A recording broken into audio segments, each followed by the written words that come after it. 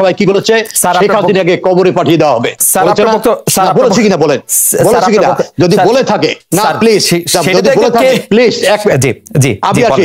বা প্রধানমন্ত্রী শেখ হাসিনা প্রধানমন্ত্রী বা সরকার প্রধানের চেয়ারে নাই, নির্বাচন হয় এবং এই নির্বাচনে যদি বিএনপি আসে তাহলে মানে জয় পরাজয়, মানে যেহেতু এখন একটা মানে এইটা একটা হাইপোথেটিক্যাল, তখনকার জয় পরাজয়টার নিয়ে আপনি স্যার কি মনে করেন যে কি হইতে পারে 15 বছর আওয়ামী লীগ ক্ষমতায় আসে? না, এটা যেটা বললে যে এটা হাইপোথেটিক্যাল, এখন যেটা হলো যে জিয়াউর রহমান সাহেব যখন ক্ষমতায় ছিলেন, এই যে আজকে নির্বাচন ব্যবস্থার যে অবক্ষয়, প্রশ্নবিদ্ধ কেন হচ্ছে? আসিফ নজরুল সাহেব তো স্মরণ করবেন এবং খালেদ আপনিও করবেন, মহিউদ্দিন, এদেশে হানাভোট হয়েছে না? জিয়াউর রহমান সাহেব, এরশাদ সাহেব করেছেন না?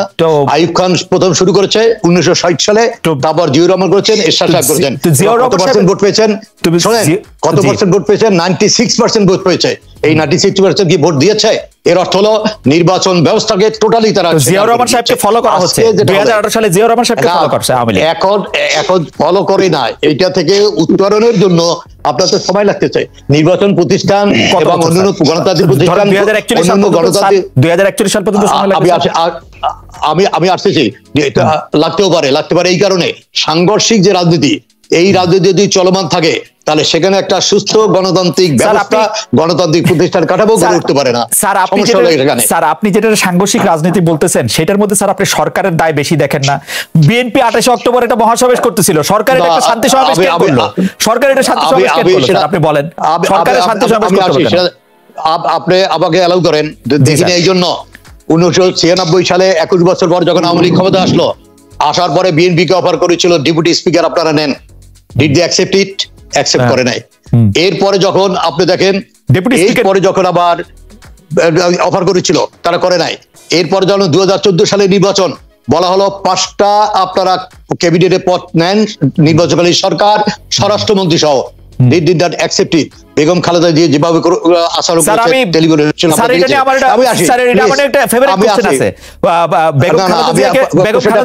বেগম খালেদা জিয়াকে সরকার প্রধান করে 10টা পদ আওয়ামী লীগকে দেওয়া হলে আওয়ামী লীগ মানবে? 5টা। আমি আসতেছি, আওয়ামী লীগ কোনো পদ ছাড়াও কিন্তু নির্বাচনে গিয়েছে, 39টা সিট পেয়েছে। সেই নির্বাচনেও কিন্তু গিয়েছে, অর্থাৎ কয়টা সিট পেয়েছে? 39টা পেয়েছিল। তারপর তো আওয়ামী লীগ ক্রমাগত নির্বাচন বর্জন করে চলে নাই, 2টা নির্বাচন শুধু বর্জন করেছে তারা, এছাড়া আওয়ামী লীগের ইতিহাসে নাই বর্জন। এমনকি বেসিক ডেমোক্রেসির অধীনেও নির্বাচন করেছে। এখন আমাদের আসিফ নজরুল সাহেব যারা বলেছেন যে তার একটি যেটা বলেছে, ঠিক আছে, এ ভাষায় না বললেও বলা উচিত হয় না, আই এগ্রি। কিন্তু আমাদের দেশের রাজনীতিক এবং রাজনৈতিক নেতৃত্বের যে পরিভাষা, সেগুলো আবার আজকে এত তীক্ষ্ণ কেন হয়েছে?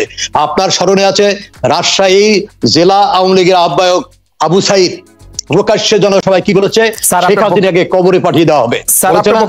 বলেছে কিনা বলেন, বলেছে কিনা? যদি বলে থাকে, না প্লিজ, যদি বলে থাকে প্লিজ, আমি আসি, বলে থাকে তাহলে এর অর্থ হলো আমার যে থিসিস, আপনি গ্রুপে সেখানে আসতেই হবে আপনাকে, সেটা হলো বাংলাদেশের রাজনীতি has taken A confrontational course এবং we have become the trap of history. Historical events আমরা এক ধরনের জাতি ট্র্যাপ হয়ে গেছে।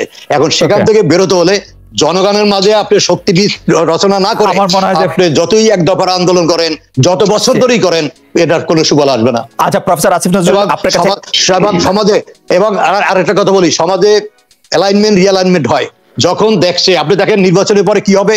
আজকে যারা বিএনপি কে প্রচ্ছন্ন আকারে সমর্থন দিচ্ছে বা নির্বাচনে আসুক বলছে, এইসব বিদেশি দেশও কিন্তু যারা এই নির্বাচনে এসে সরকার গঠন করবে তাদের পক্ষ অবলম্বন করবে, তাদের সাথে ব্যবসা বাণিজ্য করবে, চুক্তি করবে। এটাই হলো স্বাভাবিক।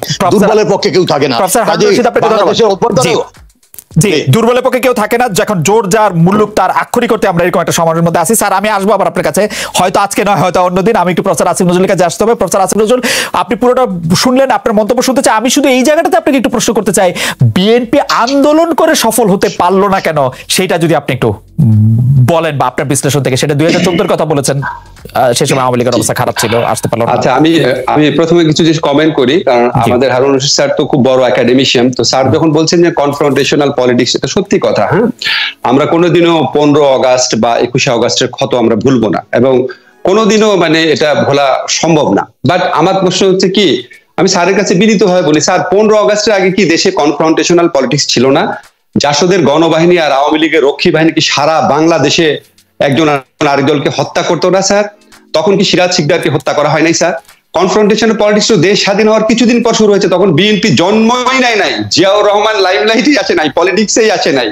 এবং জাসদের আমি স্যার নিরপেক্ষভাবে মনে করি এই যে জাসদ সারা দেশে গণবাহিনী গঠন করে এই যে আওয়ামী লীগের বিরুদ্ধে যুদ্ধ করেছে, বঙ্গবন্ধুর অন্তর্নিহিত শক্তি সেটা কমানোর পিছনে তো জাসদের একটা বিরাট ভূমিকা ছিল। জাসদ যদি এই পলিটিক্সটা না করতো হয়তো 15 আগস্ট করার সাহসও কারো হতো না স্যার। বঙ্গবন্ধুকে প্রচন্ডভাবে দুর্বল করে পলিটিক্সটা না স্যার। এখন আমি I fully agree with please I fully agree with professor Asif Nazrul, এবং আমি হাইডেলবার্গ বিশ্ববিদ্যালয়ে যে প্রবন্ধটা ওখানে পাঠ করেছি, আমি একটা ফেলোশিপে ছিলাম 6 মাস, এবং যেটা পাবলিশ হয়েছে সেখানে 72 থেকে 75 সেখানে অপোজিশন রোল অফ অপোজিশন কি হয়েছিল সেটাকে আমি তুলে ধরেছি। এবং আমি বলছি বঙ্গবন্ধু নিজেই বলেছে যে আজীবন আমি আন্দোলন করেছি বহুদলীয় গণতন্ত্রের জন্য, সংসদীয় গণতন্ত্রের জন্য। আজকে আমাকে গিভেন সিচুয়েশনে একদলীয় ব্যবস্থায় যেতে হলো, আবার সময় সুযোগ যখন চলে আসবে আমি বহুদলীয় অবস্থায় ফিরে যাব। আমরা একটু কথা শুনি স্যার। আরেকটা কথা একটু বলি স্যার, যেমন বলেছেন না স্যারের পড়াশোনা আমার চেয়ে অনেক বেশি, তারপর আমি একটা কথা বলি স্যার, একটা দেশে পপুলার জন আন্দোলনকে রাষ্ট্রীয় শক্তির মাধ্যমে দমন করে রাখার বহু উদাহরণ পৃথিবীতে আছে না স্যার? উত্তর কোরিয়ার যে শাসক উনি কি স্যার জনপ্রিয়? মিয়ানমারের যে সামরিক শাসক উনি কি স্যার জনপ্রিয়? চাউসেস্কু কি স্যার রোমানিয়াতে জনপ্রিয় ছিল? তারপরে আপনার সাদ্দাম বা গাদ্দাফি কি স্যার জনপ্রিয় ছিল? তো রাষ্ট্রীয় শক্তি ব্যবহার করে দমন করে তো দশকের পর দশক ক্ষমতায় থাকা যায়। এখন দশকের পর দশক যদি আওয়ামী লীগ ক্ষমতা থাকে তার মানে হচ্ছে আওয়ামী লীগের বিরুদ্ধে পপুলার মুভমেন্ট নাই বা পপুলার ডিসকন্টেন্ট নাই, ওটা ঠিক না স্যার, এটা তো হতেই পারে না। এটা এরকম হতে আমাদের এখানে এটা তো খুব অজনপ্রিয় ছিল স্যার। জি স্যার। না কেউ তো সেটা বলছে না যে নাই যে সেটা বলছে না। আরেকটা যেটা হলো যে উদাহরণগুলো টানলেন, বাংলাদেশের যে আর্থসামাজিক অবস্থা, বাংলাদেশের ইতিহাস আর ওই দেশগুলোর ইতিহাস ঐতিহ্য এক না, বাংলাদেশ কিন্তু ভিন্ন। ওটা এইভাবে সমীকরণ বাংলাদেশে স্যার বাংলাদেশে অজনপ্রিয় শাসক ক্ষমতায় ছিল স্যার, এরশাদ ছিল স্যার। এরশাদ কিন্তু এই বর্তমান আওয়ামী লীগ সরকারের মতো এত অত্যাচার করে নাই, তারপর ছিল তো স্যার। এরশাদ কি পুরো বাংলাদেশে পপুলার ছিল, আওয়ামী লীগ বিএনপি ছিল না তো স্যার? এই না আমরা একটু শেষ করি প্রফেসর হারুন রশিদ, আমরা নিশ্চয়ই আরো একটি দিন আলোচনা করব না, আরো নিশ্চয়ই আরেকদিন আলোচনা করব না। আমরা প্রফেসর আসিফ নজরুলকে শুধু একটা কথা বলে শেষ করি খালিদ প্লিজ। জি, আমার যে থিসিস যে বাংলাদেশে কোনো civil society does not exist, এখানে দুইটা ধারায় বিভক্ত, একটা হলো বিএনপির সিভিল সোসাইটি, একটা হলো আওয়ামী লীগ বা মুক্তিযুদ্ধের পক্ষের সিভিল সোসাইটি। আজকে বলুন 586 জনের একটা স্টেটমেন্ট আছে যে একদলীয় নির্বাচন হলে দেশে সংঘাত পরিস্থিতি সৃষ্টি হবে, কারা দিয়েছেন? দে আর অল নন পিপল। আবার ঠিক প্রশ্ন করি স্যার, মানে আমাদের সময় একদম শেষ স্যার, আপনি নিজেকে কোন পক্ষের সিভিল সোসাইটি মনে করেন? যে মানে আপনি কি মনে করেন আপনি কোন পক্ষ অবলম্বন করছেন স্যার? আমি যেটা হলো মুক্তিযুদ্ধের চেতনা, আদর্শ, অসাম্প্রদায়িক বাংলাদেশ এবং গণতান্ত্রিক বাংলাদেশ, তার পক্ষের। প্রফেসর আসিফ নজরুল, আপনি যদি একটু কন্টিনিউ করতেন আন্দোলন করতে কেন? আমি একটা কথা একটু বলি। জি স্যার, আমি একটু বলি স্যার। স্যার যেটা বললো, স্যারের কথা শুনে খুব ভালো লাগলো।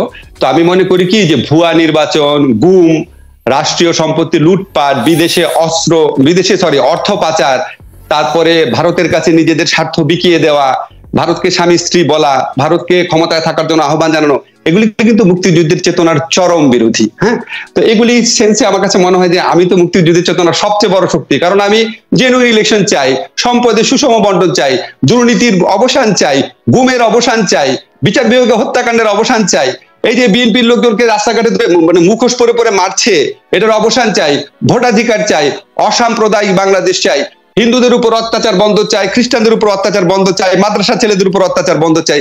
আমার তো মনে হয় আমি প্রচন্ড ভাবে মুক্তিযুদ্ধের চেতনার পক্ষে, এবং আমি আশা করবো স্যার একইভাবে মুক্তিযুদ্ধের চেতনার পক্ষে থাকবেন। আসিফ, আপনি তো পুলিশ হত্যার কথা বললেন না, পুলিশ হত্যার কোনো বিচার চাইলেন না।